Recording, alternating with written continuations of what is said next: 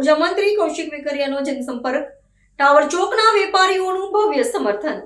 અમરેલી નગરપાલિકાની આગામી ચૂંટણીના પડઘમ વાગી રહ્યા છે, ત્યારે ભારતીય જનતા પાર્ટીએ પ્રચંડ જનસંપર્ક અને પ્રચાર અભિયાન શરૂ કર્યું છે।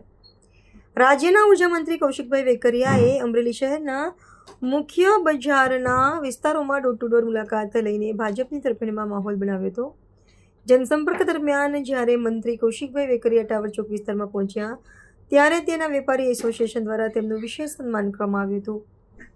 વેપારીઓએ મંત્રીને ભગવાન દ્વારકાધીશના પ્રસાદી રૂપ ઉપરના પહેરાવીને આશીર્વાદ પાઠવ્યા હતા।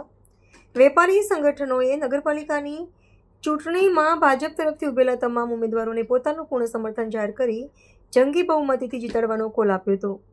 કૌશિકભાઈ વેકરિયાએ અમરેલીના સ્વધા કેન્દ્ર સમા મૂળદાસ મંદિરની મુલાકાત લઈ ભગવાન ભોળાનાથ અને મૂળદાસ બાપુના ચરણોમાં શીશ ઝુકાવ્યું હતું।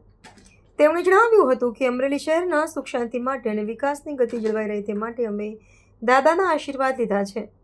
જે રીતે જનતાનો પ્રેમ અને વેપારીનો પ્રતિસાદ મળી રહ્યો છે, તેના પરથી સ્પષ્ટ છે કે 28 તારીખે કમળ સોળે કળાએ ખીલવાનું છે।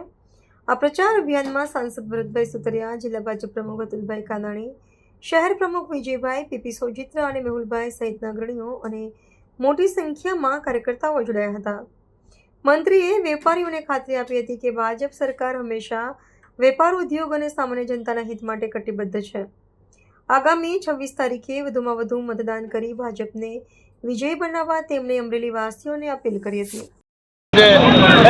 અમરેલી શહેરના કાર્યકર્તાઓ સાથે જિલ્લાના સાંસદ આદરણીય ભરતભાઈ, જિલ્લા પ્રમુખ આદરણીય અતુલભાઈ, આદરણીય પીપી સોજિત્રા, વિજયભાઈ, શહેર ભાજપ સમગ્ર કાર્યકર્તાની ટીમ અને નગરપાલિકાના તમામ ઉમેદવારો સાથે જે અમરેલી શહેરના વેપારીઓને મળવા માટે નીકળ્યા।